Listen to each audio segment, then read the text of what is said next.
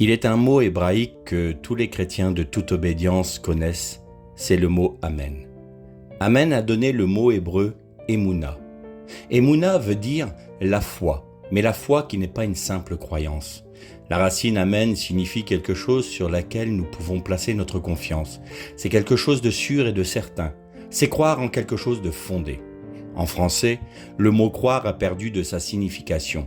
En effet, lorsque nous demandons par exemple « Papa a-t-il jeté du pain ?» et que l'on nous répond « Je crois », cela n'induit pas une certitude mais une possibilité. Il nous faut vérifier la réponse pour savoir si le Père a en effet acheté du pain ou non. Souvent, nous rétorquons à ce genre de réponse « Tu crois ou tu es sûr ?» Dans le mot « croire » en français, il n'y a pas de certitude comme dans « Emouna » en hébreu. Lorsque nous disons « Amen » à une prière ou à une affirmation, nous disons en substance « Je reconnais que ce qui vient d'être dit comme véritable, certain et sûr, et je place toute ma foi et tout mon être dans cette prière ou cette affirmation, en la reconnaissant comme quelque chose de véritable. » Lorsque Jésus voulait dire à ceux qui l'écoutaient quelque chose d'important, sur laquelle ils pouvaient placer leur foi, dans nos traductions, il est dit « En vérité, je vous le dis ». En hébreu, cette expression se dit « Amen ve Amen ». C'est la vérité, cela est véritable et sûr. Frères et sœurs, ne disons pas « Amen » de manière légère à toutes sortes de prières ou de paroles, car ce faisant, nous nous engageons pleinement en elles.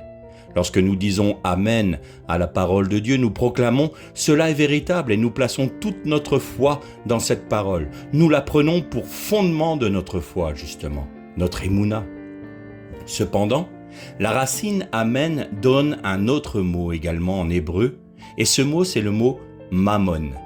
Mammon est une chose que nous nous fabriquons nous-mêmes et sur laquelle nous plaçons notre confiance, notre foi. C'est pour cela que Jésus disait à ses disciples que nous ne pouvons pas servir deux maîtres, Dieu et Mammon, c'est-à-dire la richesse. Lorsque nous avons des richesses, celles-ci nous placent dans un certain confort et nous rassurent. Nous ne craignons pas l'avenir car nous les possédons. Notre foi et notre confiance sont placées dans ces richesses et non pas en Dieu.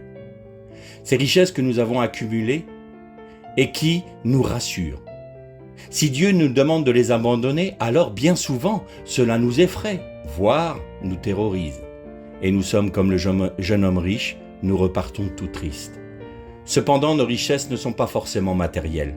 Ce peut être notre vie, notre situation, nos affections, nos réussites, notre bonheur, tout ce sur quoi nous plaçons notre foi et notre confiance. Abandonner notre vie pour placer notre foi, notre Emouna sur Dieu seul, et sa parole n'est pas chose aisée pour des êtres charnels tels que nous, mais c'est le chemin d'une vraie vie épanouie.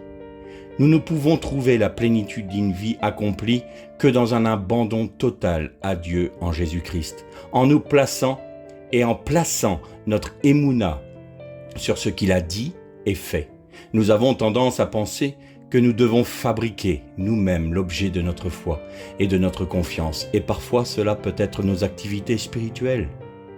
Mais lorsque nous nous abandonnons entre les mains de notre Seigneur dans une foi véritable, en acceptant de perdre notre vie, nous sommes surpris de constater que ce chemin nous remplit de satisfaction, de paix et de repos.